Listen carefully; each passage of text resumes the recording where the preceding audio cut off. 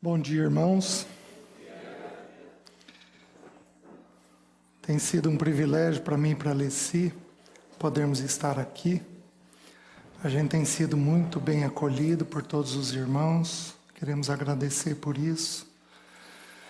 E estamos orando, pedindo ao Senhor que Ele passeie no nosso meio, tocando nossas mentes, nossos afetos, nossas vontades, para que sejamos um povo santo para Ele, de tal maneira que os nossos filhos vejam isso, né? Para que haja uma geração futura dele. Amém? João capítulo 14, versículo 6, vai ser o tema nosso, um texto muito conhecido. E eu vou apenas ler e nós vamos ter um tempinho a mais de oração. João 14, 6.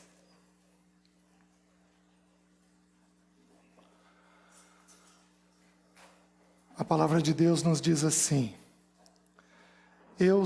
respondeu-lhe Jesus, eu sou o caminho, a verdade e a vida. Ninguém vem ao Pai se não for por mim. Vamos todos juntos?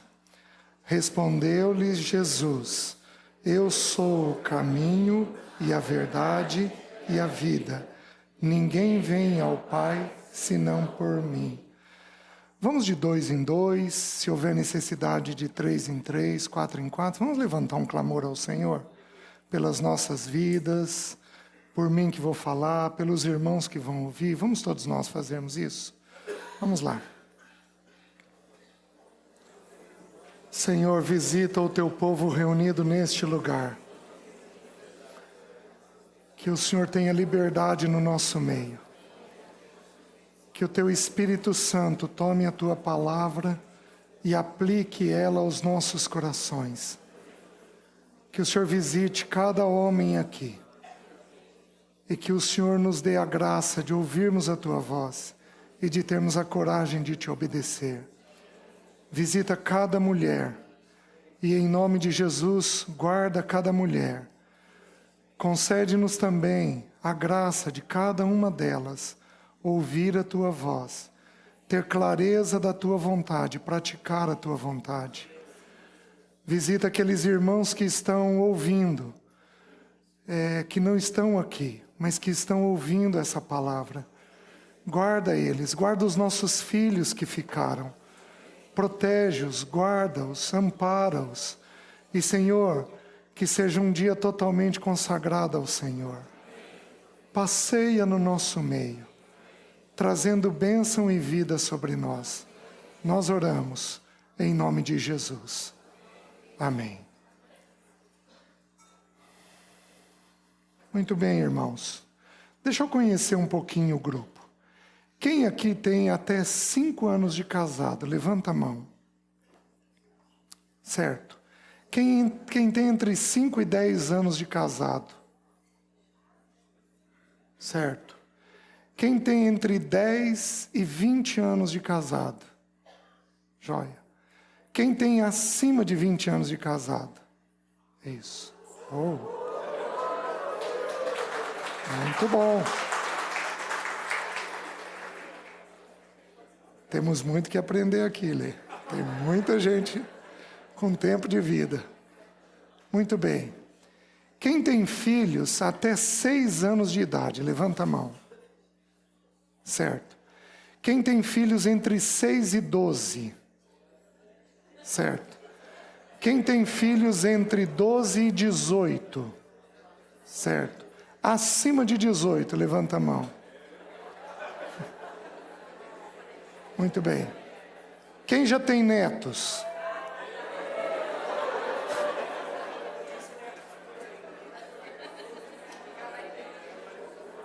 Muito bem. Vamos lá. Aqui. Atenção, gente. Isso. Vamos lá. Eu queria partilhar entre hoje e amanhã sobre um tema que eu nunca partilhei da maneira que eu vou partilhar aqui num grupo como esse. em geral só em estudos menores. Eu queria partilhar sobre resolver conflitos, coisa que poucos de nós temos. Se eu pudesse considerar naturalmente falando, eu diria que é uma das lições mais importantes que os pais podem delegar aos filhos. Porque se tem uma coisa que nós vamos ter na vida, é problema. A gente tem problema de ordem conjugal, de ordem paternal, a gente tem problema com parentes de origem, com família de origem, a gente tem problema com dinheiro, a gente tem problema profissional, a gente tem problema de tudo quanto é ordem que você imaginar. E, infelizmente, nós temos pouca prática em resolver com maturidade esses problemas. Então, se há uma lição que precisaria ser essencial no nosso meio, seria a lição de resolvermos conflitos. Em geral, podemos nos enroscar num conflito que dure a vida inteira. E uma coisa é quando Deus põe um espinho na carne. Outra coisa bem diferente é quando a gente põe esse espinho. É muito diferente. O espinho na carne, de acordo com a palavra de Deus, ele vai durar uma vida inteira, ou pelo menos o período que Deus decretou. E ele tem a expressa finalidade de nos manter humildes diante do Senhor. Então, nós podemos ter alguns problemas que não são solucionáveis. Então, nós podemos ter algumas situações que o Senhor quer manter na nossa vida durante muitos anos, ou às vezes, durante uma vida inteira. Mas uma coisa é quando o espinho veio da parte do Senhor. Ele pode até ser colocado pelo diabo, como foi no caso de Paulo, mas ele procedia do Senhor. Era o Senhor quem teve o intento de colocar aquilo. Outra coisa bem diferente é quando nós somos problemáticos. Nós somos barraqueiros, nós somos enroscados, nós somos divisivos, nós somos complicados. É outra coisa muito diferente. Isso não traz a glória do Senhor. Isso pode enroscar a vida de um casal durante anos. A gente pode amassar barro, como os israelitas, durante muito tempo, num problema que nós simplesmente não sabemos o que fazer. Ou não temos a atitude correta para resolvermos, né? Então, se o Senhor me permitir, eu quero estabelecer isso como, digamos assim, um tema meio geral. Porém, eu vou tomar esse texto que nós lemos, de João 14:6, e eu admito que eu vou reduzir o valor do texto. Porque eu vou tomar esse texto e aplicar nessa questão de conflitos. Vocês estão entendendo? Então, eu vou trabalhar Jesus como o caminho, a verdade e a vida nesta questão dos conflitos. Obviamente que se a gente for estudar a vida, ou a verdade, ou esse caminho que é o nosso Senhor, nós gastaríamos horas a fio aqui. Mas então, eu estou tomando essa porção e aplicando essa porção nesta questão dos problemas familiares que nós temos. E a ideia aqui é uma ideia muito simples. A ideia é que não há vida sem verdade. E não há verdade sem um caminho, que é o caminho de uma boa conversa. Então, para chegarmos à vida, nós vamos necessariamente ter que aprender a discernir qual é a verdade de Deus. Não a minha, não a sua, não a da minha esposa. Mas aquilo que Deus está vendo. Vocês estão entendendo? Tem verdades que a gente vê que elas são nossas, mas não é a maneira que Deus vê. Mas nós vamos agora à tarde gastar possivelmente os 2 períodos só nesse tema da verdade. Então a ideia é, para a vida ser estabelecida, precisa-se de ter uma verdade. Sem a verdade, nós não conseguimos chegar na vida.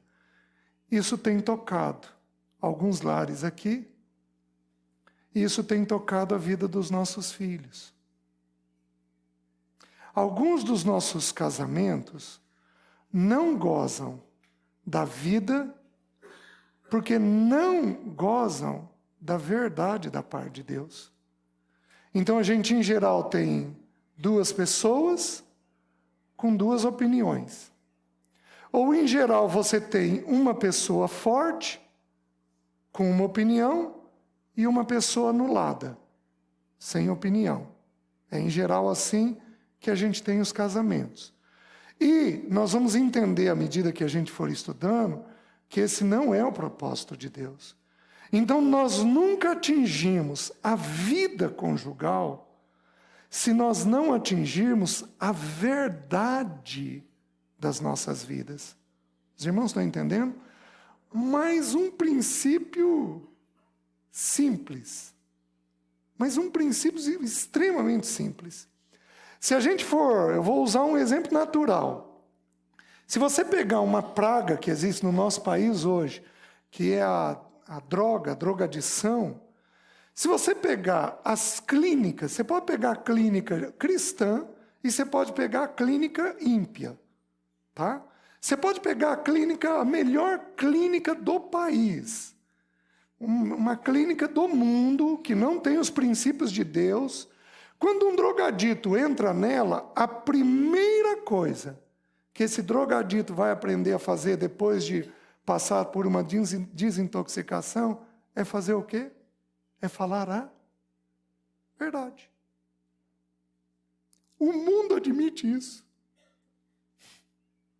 E nós temos levado anos a fio para aprender essa lição dentro do casamento. A lição de que há uma verdade a ser estabelecida. Não apenas a verdade de quem Deus é, mas em especial a verdade de quem nós somos. O salmista, no Salmo 36, versículo 9, não precisam abrir, ele diz assim: na tua luz, temos a luz. Então, à medida que eu me aproximo da luz dele, uma luz é incidida sobre mim. E eu preciso me deparar, então, com essa luz. Então, esta regra da verdade estabelecendo a vida é uma regra que uma boa parte de nós temos tropeçado. Dos mais jovens aos mais velhos. Quando eu entendi esse princípio, nós estamos indo para 33 anos de casado. Nós devemos ter aprendido esse princípio de um jeito mais elevado, como eu estou apresentando para os irmãos, há uns 10, 12 anos atrás. Mudou muito a maneira de nós conversarmos. Mas muito. Porque o alvo da gente é chegar nesta verdade que Deus vê. Porém, para chegarmos nessa verdade, nós temos um caminho. Um caminho. Eu estou reduzindo o valor do texto. De uma boa conversa. Então, alguns de nós precisamos aprender a sentar e a resolver os problemas que nós temos. Vocês estão entendendo? Resolver com graça, com clareza, da maneira certa, estabelecendo a verdade. E ao estabelecermos a verdade, gozarmos a vida de Deus. Então, eu vou fazer com os irmãos a ordem inversa do texto. Eu vou falar um pouquinho sobre a vida. Depois, à tarde, muito possivelmente, nós vamos falar sobre a questão da verdade. E amanhã de manhã, nós vamos falar sobre esse princípio da conversa dentro do casamento, certo? Então, essa é a ideia central. A palavra vida, no original hebraico, o português é uma língua um pouco infeliz, porque ela não traduz com exatidão as palavras para nós. Por exemplo, para a palavra amor, nós temos 6 expressões no grego, que são traduzidas para nós por amor. Mas para a palavra vida, nós temos 3 expressões no grego, que para nós é tudo traduzido por vida. Então o texto bíblico diz assim, as 3 palavras mencionadas vão ser bios, de onde deriva a palavra biologia, o estudo da vida natural, psique, é outra palavra que para nós é traduzida por vida, que significa o estudo da alma, aquilo que o ser humano é, a psique do ser humano, e a palavra zoe, que significa vida de Deus. Então, lá no Gênesis, quando nos é dito que foi plantado a árvore da vida, ali está no hebraico, mas a palavra ali representa a vida de Deus. Então era para a gente ter comido, para Adão ter comido, da vida de Deus. A palavra usada aqui é a vida de Deus. Só alcançamos a vida de Deus mediante essa verdade e mediante um caminho. Então a vida de Deus nos é estabelecida dessa maneira. Porém, eu vou trabalhar uma coisa nesse primeiro período que tem a ver com a vida para nós, tá? Entenda uma coisa, de Deus para nós, tudo inicia na graça. Por isso que o salmista diz que a tua graça é melhor que a vida. Mas de nós para Deus, tudo inicia no arrependimento. Então, o que eu gostaria de partilhar com vocês nesse primeiro período? Eu queria falar um pouquinho sobre arrependimento, que é uma prática que deixou de existir com clareza no seio familiar. Você quer ver uma coisa? Você pecou esse ano contra o seu parceiro? Então, nós estamos aí no final do mês 10. É possível que tenha um outro irmão aqui que tenha tido uma conduta como dizem.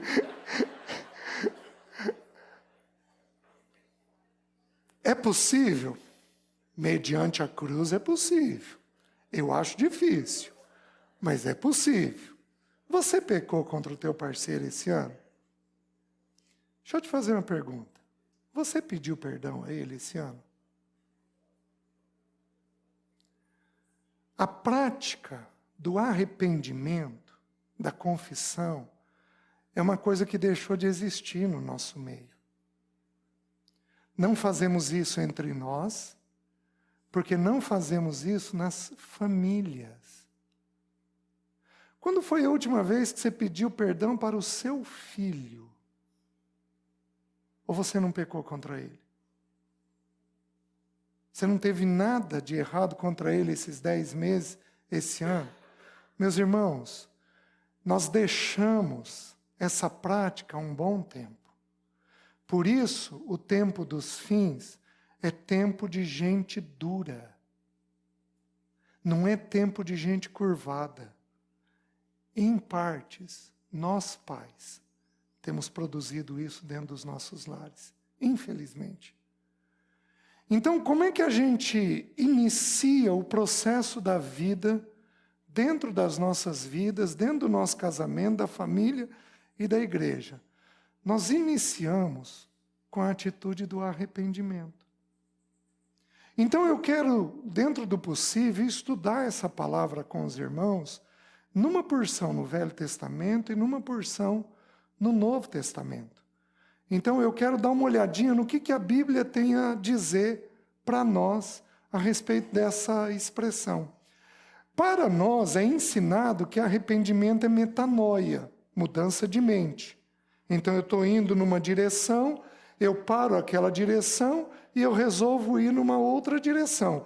para nós foi ensinado que metanoia é isso. E isso é no grego. Porém, nós vamos começar lá no hebraico. Abra, por favor, em Gênesis.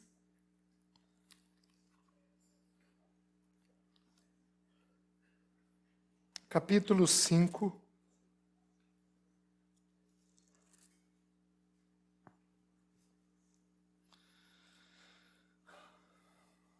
Versículo 28. Diz assim: Lameque viveu 182 anos e gerou um filho. Pôs-lhe o nome de Noé, dizendo: Este nos consolará dos nossos trabalhos e das fadigas de nossas mãos nesta terra que o Senhor amaldiçoou. Existe uma regra de interpretação das Escrituras que nos diz o seguinte, que quando uma palavra é usada pela primeira vez, o sentido daquela palavra fica mantido ao longo das Escrituras.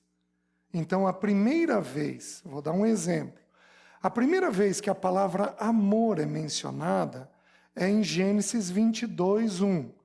Abraão, dá-me teu filho, teu único filho, a quem amas, vai-te à terra de Moriá e oferece-o ali em sacrifício. Então a palavra amor foi usada ali. Em qual contexto? O pai entregando o filho.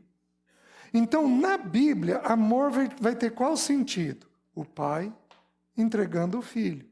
Por isso que 1 João capítulo 4 nos confirma isso, dizendo assim, Deus é amor. Ele nos amou primeiro.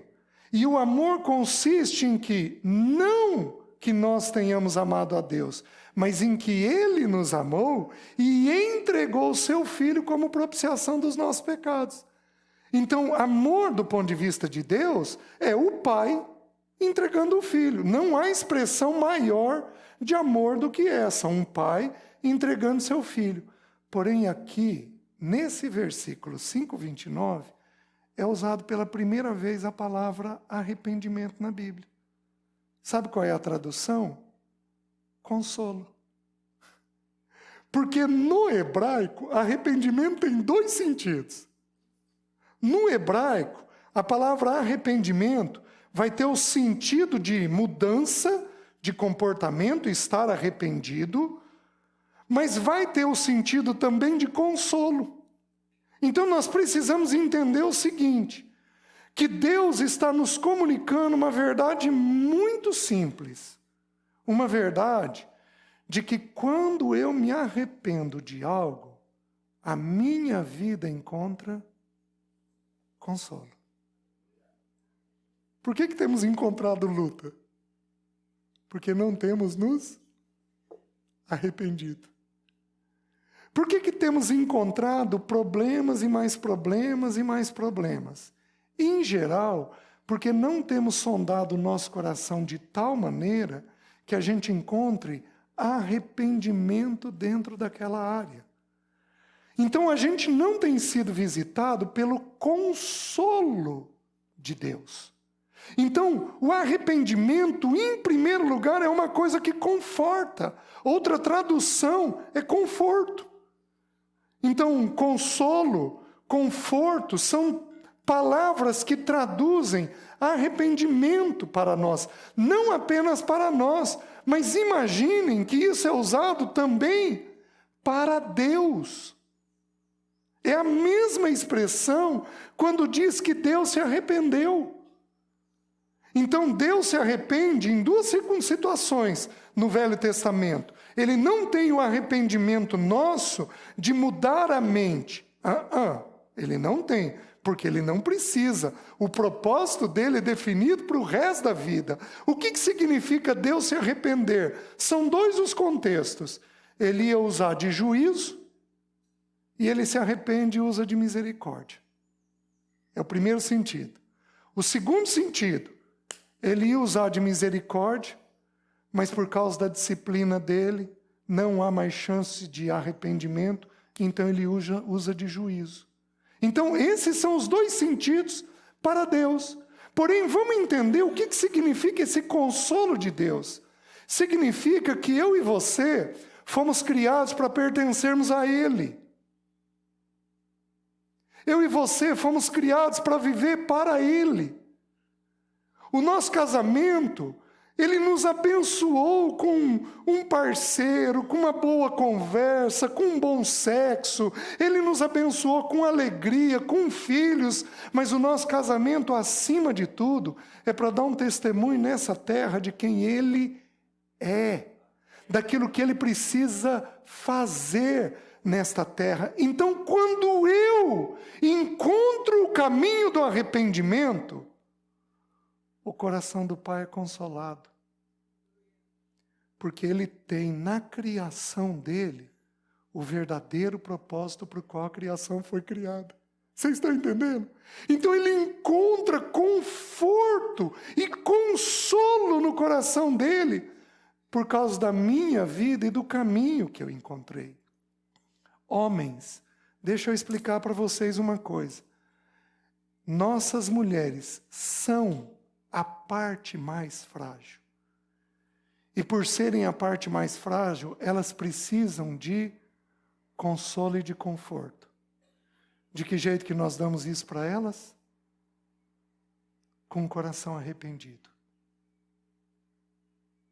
Então, quando a gente erra, quando a gente peca, quando a gente tem inclinações pecaminosas, isso está aberto, está dito, está colocado diante delas. Aí o consolo de Deus visita a gente. O consolo de Deus é capaz de nos tocar e simplesmente nos mudar. Os irmãos estão conseguindo entender isso? Então, a primeira expressão que é usada expressa que Noé, ele consolaria a terra, a humanidade. O texto está dizendo, Ele nos consolará dos nossos trabalhos e das fadigas de nossas mãos. E aí, meus queridos, vocês sabem o que significa a palavra Noé? Noé significa repouso. A terra repousou do pecado na pessoa de Noé. Por quê? Porque em Noé o Senhor encontrou um coração arrependido dos seus pecados. Eu podia parar isso aqui e trabalhar um pouquinho só com nós homens. Uma coisa é quando uma mulher encontra um coração arrependido. Ela toca a si e aos filhos, e ela dá um bom testemunho para o marido. Mas, meus queridos, é outra coisa completamente diferente quando um homem encontra um coração arrependido. Porque entendam o que eu vou falar. Salvaguardando no jugo desigual, quando uma mulher é casada com uma mulher crente, é casada com um homem ímpio, ou um homem crente é casado com uma mulher ímpia, salvaguardando no jugo desigual, a mulher não tem o poder de santificar o marido, mas nós temos o poder de santificar nossas mulheres. Então, quando um homem encontra um coração arrependido, ele tem um efeito cascata. A mulher vai alcançar aquilo e os filhos vão alcançar aquilo, porque o Senhor alcançou nele isso. Não é à toa que na vida de Noé, ele salvou a si, sua esposa, seus 3 filhos e suas 3 agregadas. 8 pessoas foram salvas. Por quê, meus queridos? Porque este homem encontrou arrependimento diante do Senhor. Isso nos fala e nos fala muito. Você tem filho sob risco? Você tem filho aí de 12 anos para frente que está querendo manifestar um caminho meio perigoso? Você tem filho quieto demais que pode manifestar uma expressão de pecado indevido? Você tem filho falante demais que já está evidenciando que quer trilhar um caminho ou outro?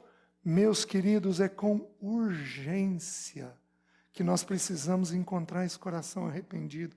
Mas é com urgência. Porque se encontrarmos, nós podemos repetir a história de Noé. Então, nós, homens, temos que ser chamados a isso.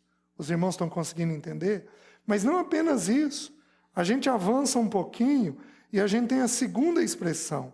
Gênesis 6:6 diz assim, o 6:5, viu o Senhor que a maldade do homem se havia multiplicado, e que se havia multiplicado na terra, e que era continuamente mal todo o desígnio do seu coração.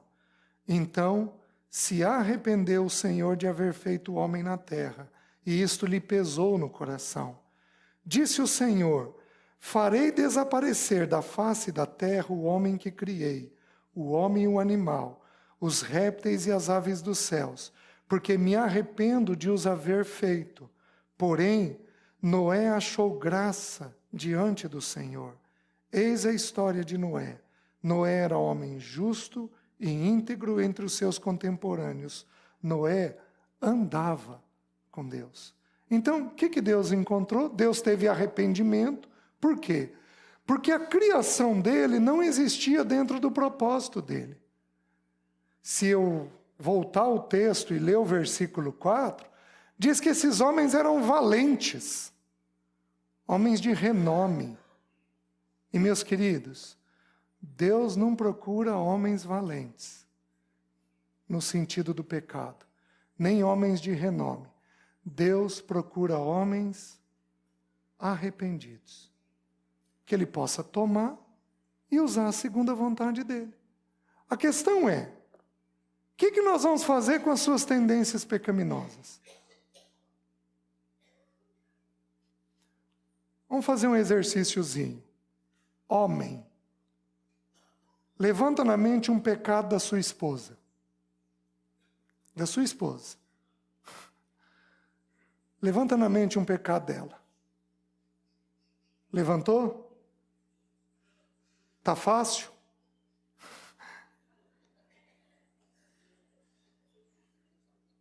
Vamos mudar.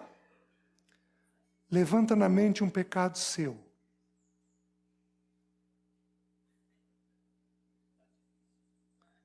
Tá difícil de achar, irmão? Oi? Só um tá difícil. Levanta na mente um pecado seu. Um pecado que você teve esse ano. Eu estou sendo generoso. Levanta. Levantou? Confessa para tua esposa. Diz para ela.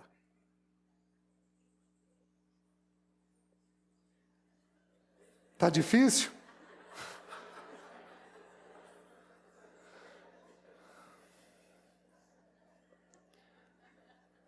Vamos um pouquinho mais. Tua esposa vai dar um amém agora. Levanta uma tendência, homem, é com você. Levanta uma tendência pecaminosa da sua família de origem. Um pecado que a sua família de origem tem que respingou em você. Levanta esse pecado. Levantou? Fala com a sua esposa.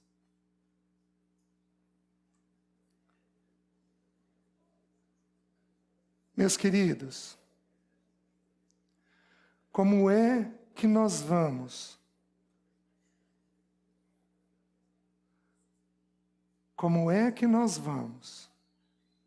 ensinar os nossos filhos a lidar com o pecado da terceira e da quarta geração se nós não identificamos as tendências que nós temos?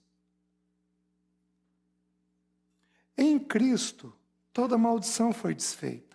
É uma verdade. Mas também é uma verdade que pecado é aprendido. Por que alguns lares aqui o pecado é sexual? Por que outros lares aqui o pecado é de língua? Por que outros lares aqui o pecado é de um autoritarismo excessivo, seja da parte da mulher, seja da parte do homem? Porque em alguns lares aqui o pecado é da indiferença, da omissão.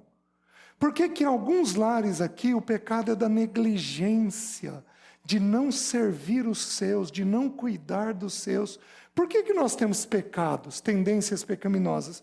Porque nós aprendemos essas tendências no seio familiar. Como é que você pega um sistema familiar que tem problema com o trabalho e ensina um filho homem? Menino, vem cá, você não vai repetir isso não. Você teve avô preguiçoso, você teve tio preguiçoso, você não tem pai preguiçoso, e nós vamos dar um jeito disso não repetir na sua vida. Como é que nós fazemos isso? Se nós não sabemos dar nome para as nossas inclinações pecaminosas. Eu não sei se os irmãos perceberam, eu fiz uma coisa que as Escrituras dizem. Eu separei o teu pecado atual das inclinações pecaminosas que você tem, das tendências. Há manifestações diárias de pecado em nós, mas existem também tendências pecaminosas dentro de nós, que, meus queridos, se nós não soubermos identificar, nós estamos sob risco. E o que acontece? As famílias não fazem mais isso. As famílias não viram e não avaliam o seu próprio sistema familiar, julgando o seu próprio sistema familiar. Meus queridos, se nós entendemos, segundo aos Coríntios, quando diz que todos nós compareceremos perante o tribunal de Cristo, e essa palavra tribunal é tirada de um original, que significa plataforma elevada, que significa o ancião da família, a pessoa mais velha da família, chamando toda a família e julgando a família. No tribunal de Cristo, o Pai Celeste estará diante de nós, nos chamando e nos julgando. Não será um tribunal para condenação, porque nós estaremos salvos, mas será um tribunal familiar. Um pai adequado julga os pecados da casa. Se Deus Pai fará isso, a melhor forma de comparecermos perante esse tribunal é quando nós, como homens, como mães, fazemos isso já. Julgando o nosso pecado já. Daí a beleza da ceia. Julgue cada um a sua própria vida, e assim coma do pão e beba do cálice. Oh, meus queridos, é com urgência que a prática do arrependimento precisa voltar a nós. Mas é com urgência, que isso precisa voltar aos nossos corações. Os irmãos estão entendendo? Então, aqueles lares que aprenderam a julgar a sua própria vida, suas inclinações, seus pecados, a mostrarem para o seu parceiro o poder maravilhoso da cruz. O poder maravilhoso da cruz, o poder transformador da cruz.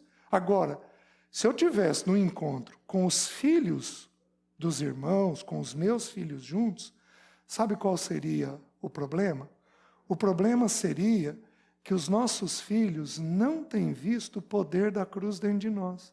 Porque nós temos repetido, ano após ano, os mesmos pecados. Os nossos filhos interpretam de que jeito? Interpretam que a cruz não é poderosa para nos libertar, o que não é uma verdade. E isso os desanima na fé, porque eles não têm visto o frescor, o consolo, o conforto que o arrependimento traz para nós. Os irmãos estão entendendo? Que o Senhor encontre Noés no nosso meio. Amém, irmãos? E que a gente busque este conforto, este consolo, para a glória do Senhor. Mas vamos um pouquinho mais. Abram no Novo Testamento. Deixa eu mostrar para os irmãos no Novo Testamento.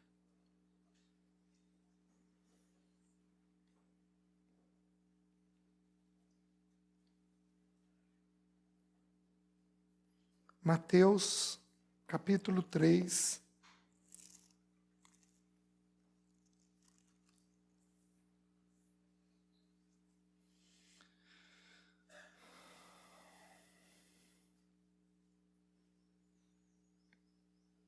A primeira vez que aparece a expressão 3:2. A palavra nos diz assim: Naqueles dias, eu vou ler um texto um pouquinho mais longo, porque eu preciso explicar um contexto para os irmãos. Naqueles dias, apareceu João Batista pregando no deserto da Judéia e dizia: arrependei-vos, porque está próximo o reino dos céus. Porque este é o referido por intermédio do profeta Isaías, voz do que clama no deserto: preparai o caminho do Senhor, endireitai as suas veredas. Usava João vestes de pelo de camelo e um cinto de couro, e a sua alimentação era gafanhotos e mel silvestre. Então saíam a ter com ele Jerusalém, toda a Judéia e toda a circunvizinhança do Jordão, e eram por ele batizados no rio Jordão, confessando os seus pecados. Vendo ele, porém, que muitos fariseus e saduceus vinham ao batismo, lhes disse: raça de víboras, quem vos induziu a fugir da ira vindoura? Produzi, pois, frutos dignos de arrependimento. Essa é a segunda expressão. E não comeceis a dizer entre vós mesmos: temos por pai a Abraão, porque eu vos afirmo que destas pedras Deus pode suscitar filhos a Abraão. Já está posto o machado à raiz das árvores. Toda árvore, pois, que não produz bom fruto, é cortada e lançada ao fogo. Eu vos batizo com água para arrependimento. Mas aquele que vem depois de mim é mais poderoso do que eu, cujas sandálias não sou digno de levar. Ele vos batizará com Espírito Santo e com fogo. Limpará completamente a sua eira. Recolherá o seu trigo no celeiro, mas queimará a palha em fogo inextinguível. Por esse tempo, dirigiu-se Jesus da Galileia para o Jordão, a fim de que João o batizasse. Ele, porém, o dissuadia, dizendo: eu é que preciso ser batizado por ti, e tu vens a mim? Mas Jesus lhe respondeu: deixa por enquanto, porque assim nos convém cumprir toda a justiça. Então ele o admitiu. Batizado Jesus, saiu logo da água, e eis que se lhe abriram os céus, e viu o Espírito de Deus descendo como pomba vindo sobre ele. E eis uma voz dos céus que dizia: este é o meu Filho amado, em quem me comprazo. Deixa eu parar aqui. O texto é muito profundo. Então, eu vou de forma muito simples tirar uma porção ou outra apenas do texto. O texto diz que João estava batizando com água para arrependimento. A palavra arrependimento no grego significa metanoia, que é mudança de mente, metanoia. São duas expressões juntas que significam mudança de mente. Mas o dicionário Vini, ele traz uma expressão curiosa ao estudar essa expressão. Ele diz que essa expressão, quando você estuda um pouquinho mais profundamente a raiz da palavra, essa expressão vai significar perceber depois.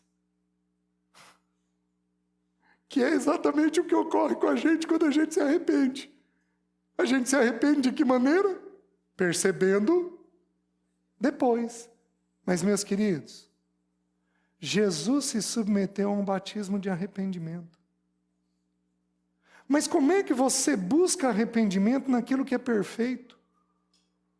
Jesus precisava de arrependimento em quê? Se ele era o santo de Deus, o perfeito de Deus. Mas Jesus, do meu ponto de vista, ele nos ensina uma lição maravilhosa aqui.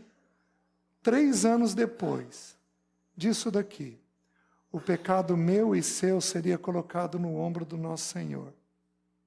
Jesus fez o quê? Se arrependeu antes.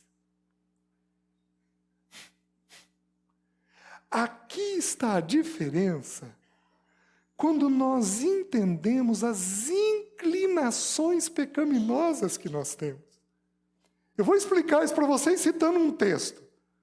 O texto de 1 João 1,9, que nós conhecemos bem: se confessarmos os nossos pecados, ele é fiel e justo para nos perdoar os pecados e nos purificar de toda injustiça. Eu vou separar esse texto para os irmãos. Quando eu confesso, Ele perdoa o meu pecado, mas não apenas isso. Ele tira também a injustiça. Ele tira aquela inclinação que o meu coração tem.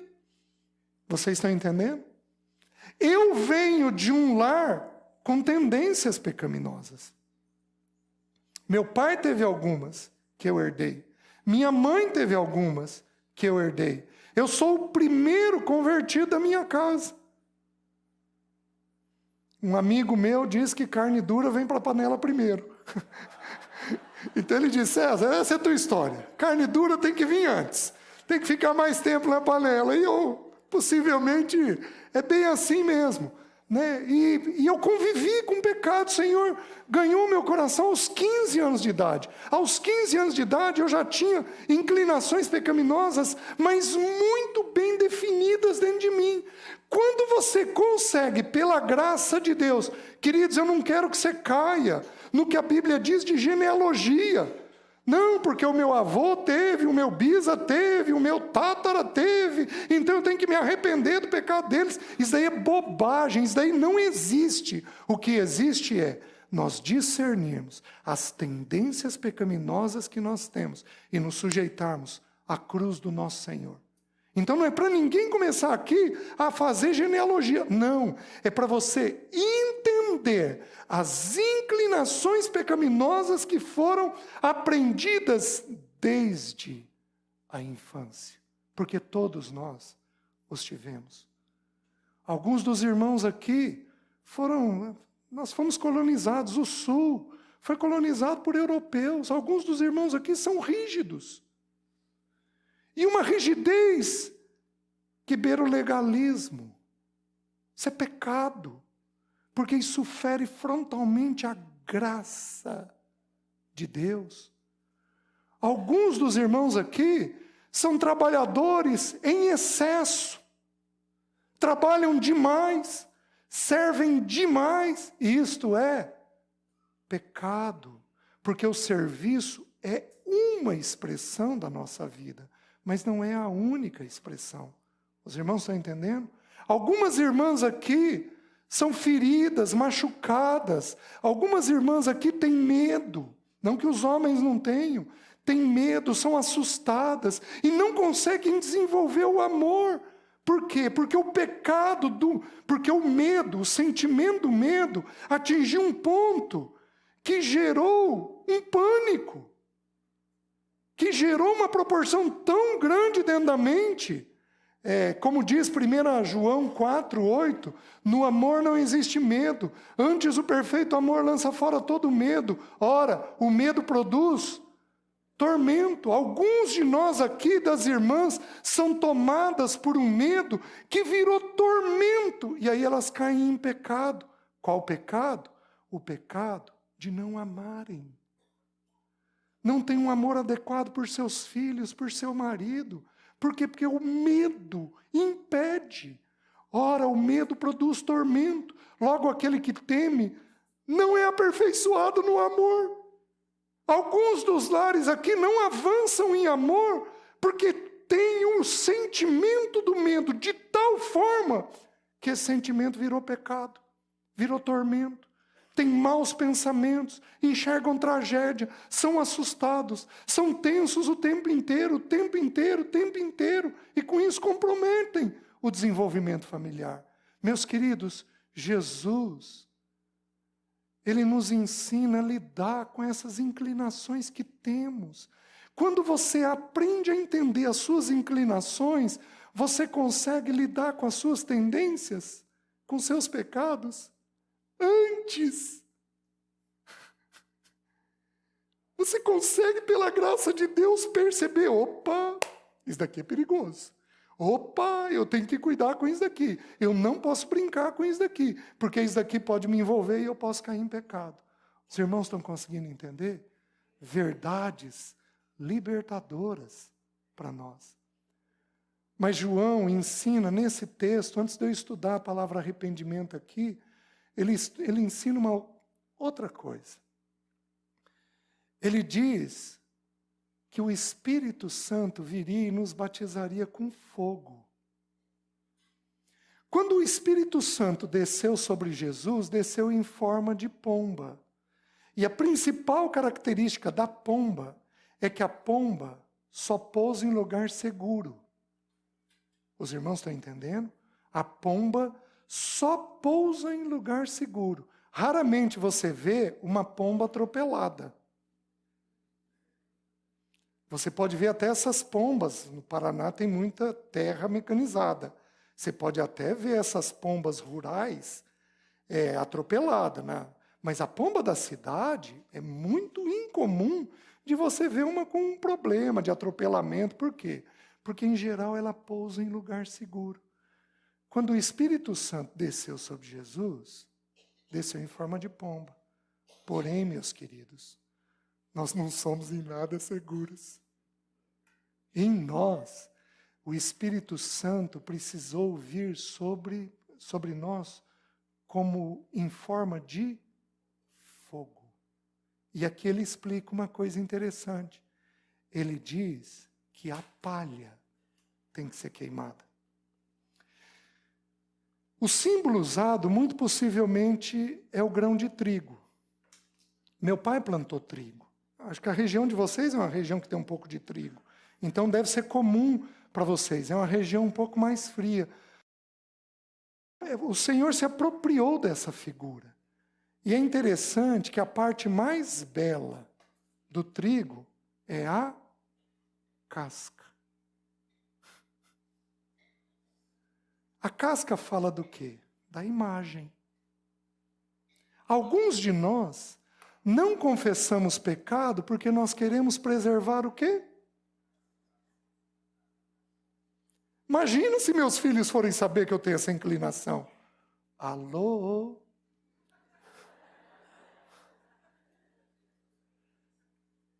Você acha que teus filhos não sabem? Ele pode não ter te dito. Mas você acha que ele não sabe, especialmente se ele estiver acima de 12 anos? Aliás, uma das coisas que Deus faz conosco, às vezes, é usar os nossos filhos para ministrar a nós. Ele usa os nossos filhos para ministrar a nós. O inverso é que deveria existir. Mas eles não são só filhos, eles são também irmãos. E eles podem, então, diante de Deus, nos trazer palavras que vêm do trono do Senhor. Papai, o senhor tem tal tendência, mamãe, a senhora tem tal tendência. E quando nós não julgamos os nossos pecados, é isto que eles vão tender a fazer conosco. Meus irmãos, nós precisamos parar de proteger a nossa imagem. Nós queremos a todo custo proteger a nossa imagem. E eu vou falar uma coisa para vocês. Se tem alguém no nosso meio que cuidou da imagem, fui eu. Até que o Senhor se encarrega de desfazer ela. E de mostrar quem de fato a gente é. Nossa, eu tinha preocupação com isso. Hoje isso mudou. Eu tenho preocupação com a glória do Senhor. E como é que eu vou esconder uma coisa que o meu pai sabe? Como é que eu vou esconder uma coisa que meus filhos veem? Então nós precisaríamos parar de nos proteger e deixar o fogo de Deus, o bendito Espírito Santo de Deus, queimar essa imagem abestalhada que a gente criou. Essa imagem que não consiste na verdade da parte de Deus. Precisaríamos, com urgência, fazer isso. E aqueles que estão aqui, que têm filhos pequenos, vocês estão, eu digo isso com toda a humildade do mundo, vocês estão recebendo um privilégio. Porque alguns de nós aqui estamos ouvindo essa palavra pela primeira vez. Com um pouco mais de clareza. Alguns de nós aqui, meus queridos, nunca nos deparamos com mais clareza com esse tema. A gente tem aqui na mente, mas nunca se permitiu trabalhar ele. Vocês têm um privilégio da parte de Deus de estabelecerem uma atitude de arrependimento desde cedo. Porém, o que esse texto nos ensina sobre a palavra arrependimento? A primeiro versículo 2 diz assim: arrependei-vos, porque está próximo o reino dos céus. Meus queridos,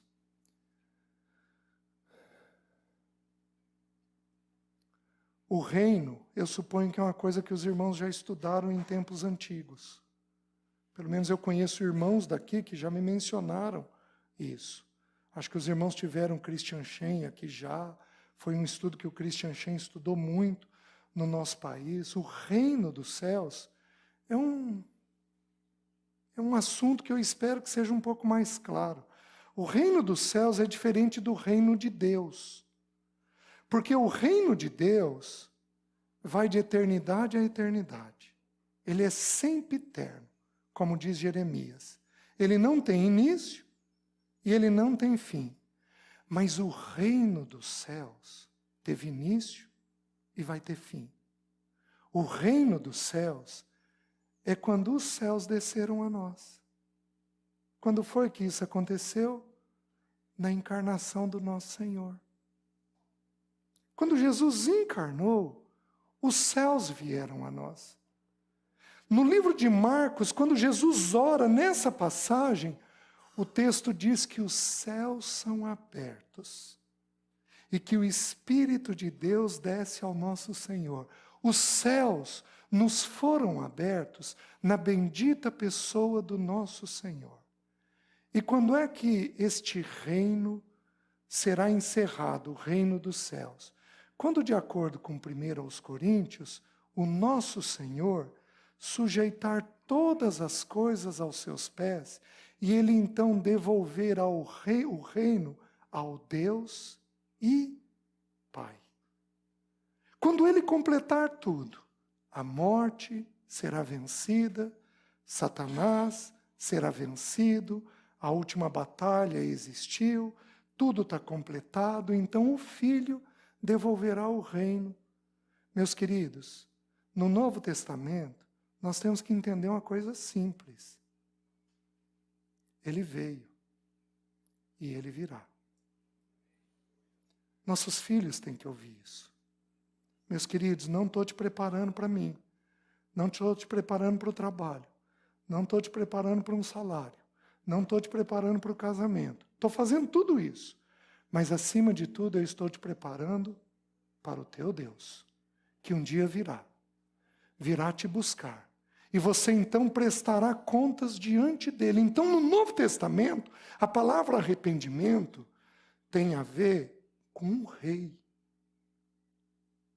Nós cantamos que nossa vida foi comprada por preço, que não somos de nós mesmos. Uma forma que eu aprendi de apresentar esse evangelho para os meus filhos é que eles têm uma dupla paternidade. Até um período, eles são meus e apenas meus. Eles não têm entendimento completo de Deus Pai. Mas eu estou preparando eles para um Pai. E isso inicia aos 12 anos de idade. O que Jesus respondeu? Maria e José chegam para ele. O que Jesus diz? Ô filho, você não sabia que eu e teu pai apreensivos estamos à tua procura? Vocês não sabiam que me convinha estar na casa de meu pai? Filho, vem cá. Você tem um pai que é maior que eu. E um pai que mandou um irmão mais velho para morrer por você. E um pai diante de quem eu e você estaremos para prestar contas. Este pai é gracioso, é amoroso, é gentil, é dócil. E que atitude nós vamos ter diante desse pai? Uma atitude de arrependimento. O arrependimento é ensinado de um jeito gracioso, simples, leve, amoroso, não legalista, não pesado, mas dócil, firme, como é próprio da graça de Deus. Os irmãos estão entendendo?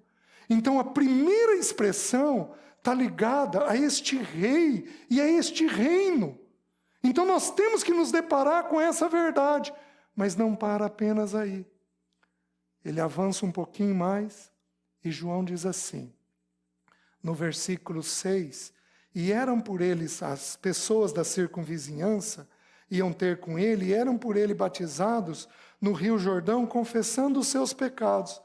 Porém, olha os fariseus, vendo ele, porém, que muitos fariseus e saduceus vinham ao batismo, disse-lhes: raça de víboras, quem vos induziu a fugir da ira vindoura? Produzi, pois, frutos dignos de... Presta atenção. O fariseu e o saduceu mantinham a imagem. Mantinham a palha. E não permitiam que o bendito Espírito Santo de Deus, com o fogo dele, queimasse aquilo que não é nada. Então eles tentavam manter a imagem. E João os repreendeu dizendo: se você quer ter uma atitude de arrependimento, você não vai poder preservar a tua imagem. Você tem que admitir quem você é. Meus queridos, eu sou um filho de Deus, eu, César, hoje, sou um filho de Deus, resgatado pela graça do Senhor, caminhando em santidade, buscando o Senhor. Mas eu também sou um pecador. Eu tenho inclinações dentro de mim. Se você tirar Cristo de dentro de mim, vai sobrar um homem beirando a loucura. Sobra um homem altamente indisciplinado. Sobra um homem compulsivo em várias coisas da vida. Comida, compra, sexo. Vai sobrar um homem compulsivo, extremamente complicado diante de Deus. Eu sei dizer exatamente quem eu sou, porque este evangelho alcançou o meu coração. E eu fui parando de preservar a minha imagem.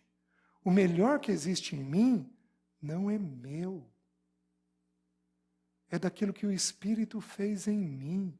Porque toda boa dádiva e todo dom perfeito vem do Pai das luzes, em quem não há sombra de variação. Eu sou pecador, vendido à escravidão do pecado. E eu sei dar nomes para as minhas tendências pecaminosas. Meus queridos, que salvação tem sido isso. E não basta eu saber isso. Eu tenho que permanecer nisto.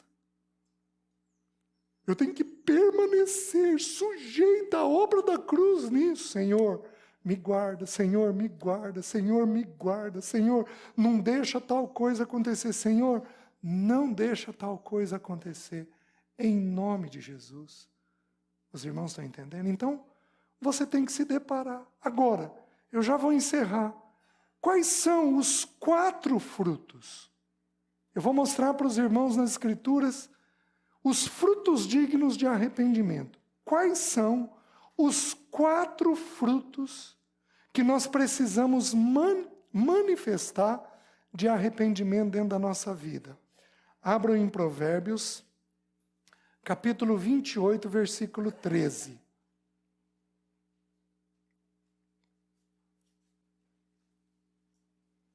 Provérbios 28, 13. Olha o que o texto diz. O texto diz assim: o que encobre as suas transgressões jamais prosperará, mas o que as confessa e deixa alcançará misericórdia. 2 frutos aqui. Primeiro, pecado precisa ser confessado. Não tem jeito. Pecado precisa ser confessado. Mas ele não pode ser apenas confessado, ele tem que ser confessado e deixado. Mas o que confessa e deixa alcançará misericórdia. É muito interessante, o pecado nos estragou muito. Porque nós temos mais preocupação com o que o parceiro vai pensar de nós do que o Deus pensa de nós. E aí Deus amarrou a gente numa regrinha simples. Ele diz que eu sou perdoado quando eu confesso a Deus, mas que eu sou curado quando eu confesso ao outro. Aí Tiago vai dizer uma verdade simples: confessai, pois, as vossas faltas uns aos outros e orai uns pelos outros para serdes Não tem jeito. E aí o texto continua, Tiago 5,16. E aí o texto continua e diz assim: muito pode, por sua eficácia, a súplica de um justo. Meus queridos, nós precisamos, nós vamos ter aqui no nosso meio irmãos que naquela área que a gente peca são irmãos íntegros, corretos, santos. Oh, meus irmãos, nós precisamos procurar os justos no nosso meio. Irmão, vem cá, eu preciso me abrir. Se você não tem liberdade de falar com sua esposa, então, calma, procure um irmão sigiloso, quieto. Aliás, sabe por quê os irmãos procuram mais os psicólogos do que os líderes? Porque, em parte, eles perderam confiança.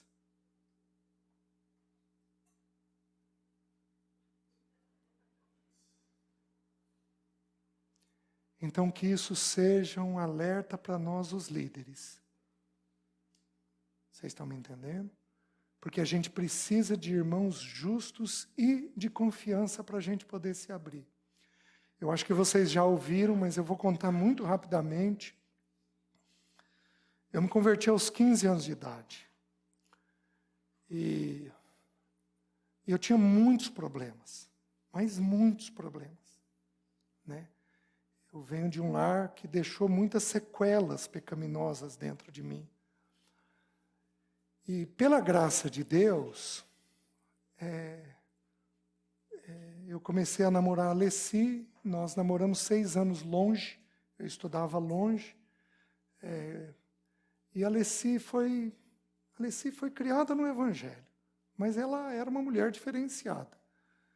E ela foi me ensinando a lidar com a verdade. E eu fui abrindo a verdade. Mas teve uma determinada ocasião, eu devia estar aí com uns, não sei, talvez uns 25 anos de idade. Eu fui para um acampamento de jovens no carnaval e, meus irmãos, eu estava num momento muito bom com o Senhor. E aquele acampamento a gente tinha 220 jovens, eu lembro até hoje. E tinha gente pelas tampas no acampamento, vazando pelo ladrão. Então, e foi um acampamento que eu fui partilhar. E a Alessi foi cuidar de um quarto de meninas e eu dormi com os engradados de Coca-Cola. E aquele lugar virou a antessala do céu. Mas a antessala do céu. E aí, uma determinada noite, era um acampamento de carnaval, durava 5 dias. Uma determinada noite, eu pus o joelho no chão e o Espírito Santo falou comigo: César, anote aí, você tem 5 pecados. Você tem problemas na tua vida sexual. Você tem problemas na tua vida financeira. Você tem problema com mentira. Você é excessivamente bravo na sua casa. Seus filhos têm medo de você. E você não gasta tempo comigo. Meus irmãos, 5 pecados. E aquilo foi confirmado no meu coração ao longo dos dias. Eu cheguei na terça-feira de carnaval em casa, olhei para a Alessi e falei: amanhã eu falo com ela. E esse amanhã passou 1 ano e 3 meses. Nós vamos estudar daqui a pouco sobre isso. Tá bom. Fui num outro acampamento, dessa vez um acampamento no meio de semana, que eu e mais alguns pastores em Maringá estávamos organizando para os pastores. E nós chamamos um irmão que pastoreava pastores, um velhinho chamado Alan MacLeod. Ele já está com o Senhor hoje. E esse irmão abriu 2 aos Coríntios, capítulo 4, e ele começou a falar sobre o despenseiro de Deus. E como nós somos escravos do Senhor. Meus irmãos, ele foi falando e o céu abriu. E o Espírito Santo virou para mim, pega um papel, pega uma caneta, e falou a mesma coisa.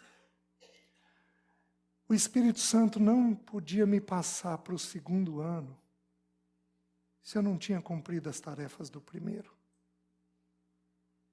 Pega um papel e anota aí. Você tem problemas na tua vida sexual. Você tem problemas com o teu dinheiro, no uso do dinheiro. Você tem problemas com mentira. Você tem problemas de excesso de braveza. E você tem problema de não gastar tempo comigo. Cheguei em casa, olhei a Alessi e falei, tem reunião de oração depois da reunião de oração. E passaram-se mais 4 meses. Fui para uma reunião da igreja. Nós estávamos construindo o local de reunião, então a gente estava reunindo num lugar apertadinho. Veio um grupo de outra cidade que eu nunca tinha visto na vida. O irmão que estava tocando o teclado parou a reunião, a igreja lotada. Parou a reunião. No meio da reunião ele vira e diz, tem um irmão aqui que o Senhor está pedindo para ele falar alguma coisa, e eu queria que esse irmão viesse para frente para eu orar por ele. Bom, eu afundei na cadeira. Preservando a palha. Olha o meu raciocínio na época. A igreja tem um pastor e um presbítero. Quem era o presbítero? Eu vou levantar e vou lá na frente. Meus irmãos, ele falou uma vez, falou 2 vezes, falou 3 vezes. E eu continuei quietinho no banco. Tá bom. No dia seguinte, fui comer na casa do meu melhor amigo. Esse amigo virou para mim e falou, César, sonhei com você essa noite. E meus irmãos, a regra é, quando o grupo ri, é porque está todo mundo entendendo, viu? Sonhei com você essa noite. E aí a minha espinha dorsal gelou. O que você sonhou, Solano? Meus irmãos, vê se não é o Senhor.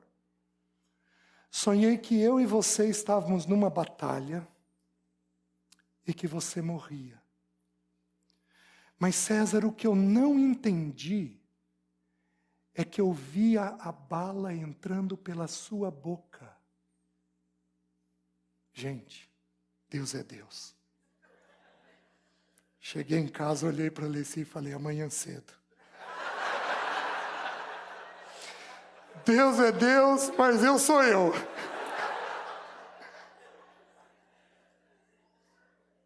Passaram-se mais 3 meses.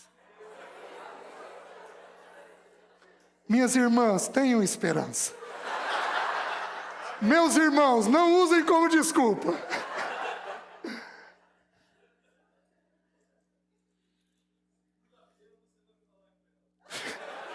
Segunda-feira, meus queridos,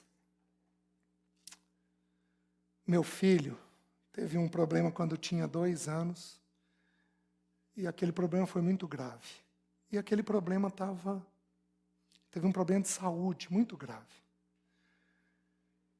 Naquele fim de semana, era dezembro, meu filho voltou a ter o problema. Ele teve um sintoma do problema. O problema foi tão grave aos 2 anos que eu e a Alessi devolvemos ele ao Senhor. Senhor, porque os médicos falaram, se não parar o que está acontecendo, ele vai vir a óbito. Foram 12 anos de tratamento. Naquele fim de semana, meu filho teve o problema de novo. E aí eu entendi tudo. Aí entendi que o Senhor estava me tocando. Mas me tocando na vida do meu filho. E aí, meus queridos, aí eu liguei para o pastor da igreja, falei, irmão, você poderia vir aqui orar por mim? E esse irmão, ele falou, César, eu estou com você, ele tem uma atitude pastoral muito única. Esse irmão falou, César, eu estou com você na cabeça o dia inteiro, tá tudo bem? Falei, irmão, voltou aquele sintoma no meu filho, mas eu já sei o que Deus está falando, já entendi a voz de Deus. Quando ele veio, ele orou, ele saiu, eu falei, Alessi, senta aí. E eu comecei gradativamente a me abrir com Alessi. Abri os 5 pecados. Meus irmãos, eu sou outro homem depois daquilo. Eu não estaria no ponto que eu cheguei se eu não tivesse passado pela experiência de confissão.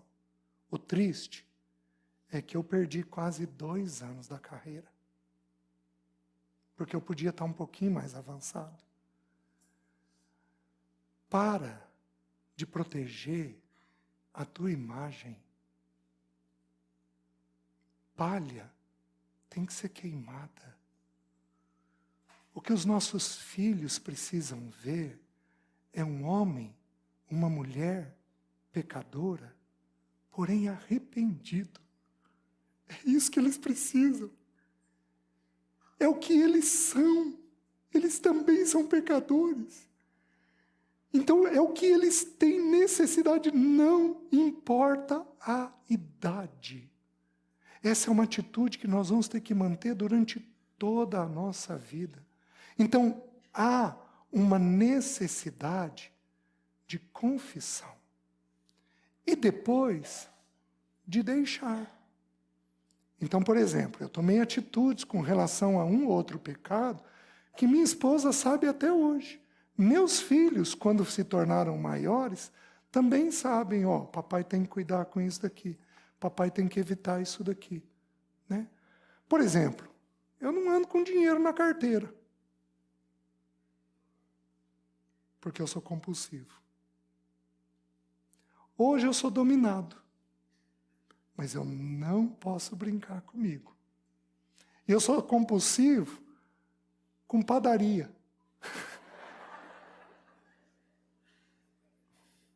Passei muita vontade de comer coisa na faculdade.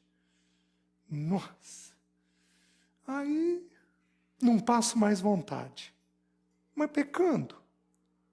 Isso também está errado. Aliás, comida é tema de ansiedade. Jesus falou, não andeis ansiosos, quanto ao que haveis de...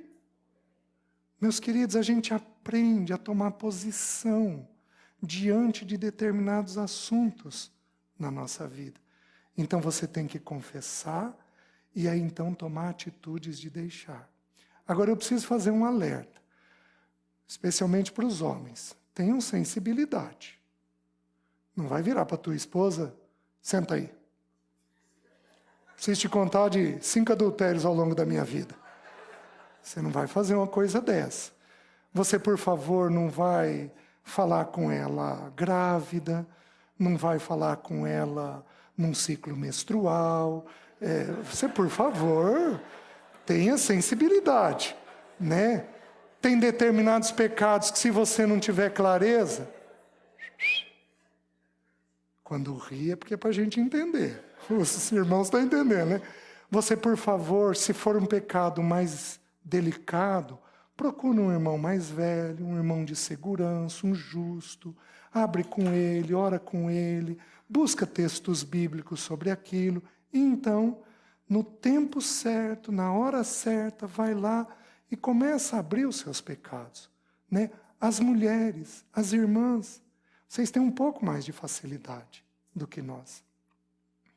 Vocês lidam com dor muito mais cedo. Então vocês têm mais coragem de dizer o que está ocorrendo com vocês. Deem um bom modelo para nós. Havendo um pecado, vão, confessem, querido, minha casa tem essa inclinação, eu também estou repetindo esse pecado, eu preciso do trabalhar da cruz em mim. Então, vamos começar desse jeito. O que mais? E com isso eu encerro. Terceiro, fruto de arrependimento. Os dois são bem rápidos. Romanos capítulo 6, versículo 21. Romanos capítulo 6, deixa eu confirmar, acho que é o 21 mesmo. Versículo 20 e 21. Porque quando éreis escravo do pecado, estáveis isentos em relação à justiça. Naquele tempo, que resultado colhestes? Somente as coisas de que agora vos envergonhais, porque o fim delas é morte. Terceira atitude, vergonha. Nós somos constrangidos em vergonha. O Espírito Santo nos ensina a ter vergonha. A gente não é altivo, a gente não se defende, a gente tem vergonha daquilo que a gente fez. A vergonha é diferente do remorso. A palavra arrependimento e remorso precisa ser estudada. A palavra remorso, ela vai aparecer só 5 vezes no Novo Testamento. E a situação mais clássica é de Judas. A palavra remorso significa estar preocupado posteriormente com alguém ou algo. Judas quis preservar a imagem, a palha, a casca. Ele ficou preservado com a imagem que iam ter dele. Isso é remorso. No arrependimento, a gente tem vergonha.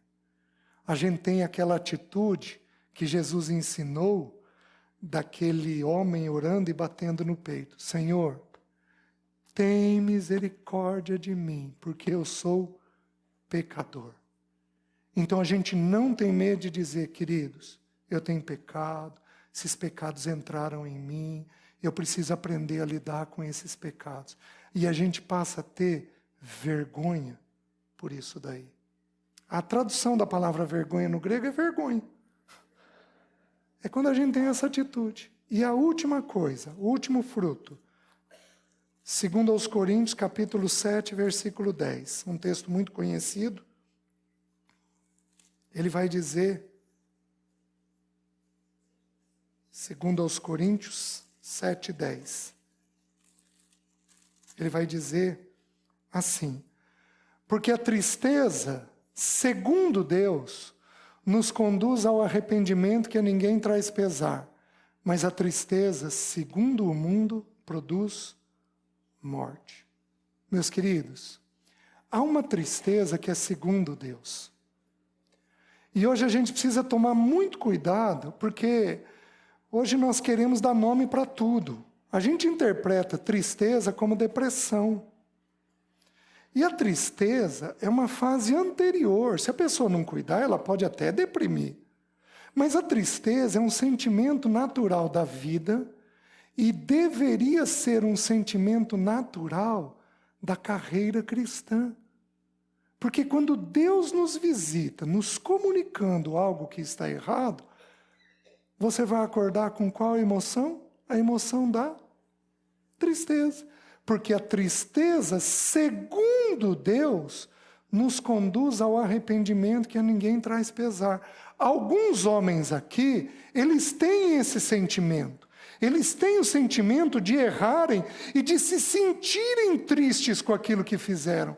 Porém, eles não têm o fruto da confissão. Eles não conseguem ir até a sua mulher e dizer, querida, vem cá.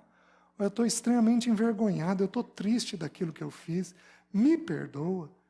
Eles não conseguem avançar nos outros frutos. Então ele tem a tristeza, tem a vergonha, o que já é louvável, mas não é o suficiente. Nós precisamos ter a confissão e o deixar. O que encobre as suas transgressões jamais prosperará, mas o que as confessa e deixa alcançará. Por isso que o confessar e deixar, ele é tão significativo, porque ali sedimenta que o arrependimento foi alcançado. Ele começa com a tristeza e com a vergonha. Mas existe uma tristeza que é segundo o mundo. Que tristeza é essa? É a do remorso. É da preocupação com a imagem. Essa não é o que nós estamos procurando, porque no arrependimento o Espírito Santo vai queimar a palha. Amém? Do mesmo jeito que nós iniciamos, vamos encerrar essa sessão de 2 em 2 aí, vamos levantar a voz em oração.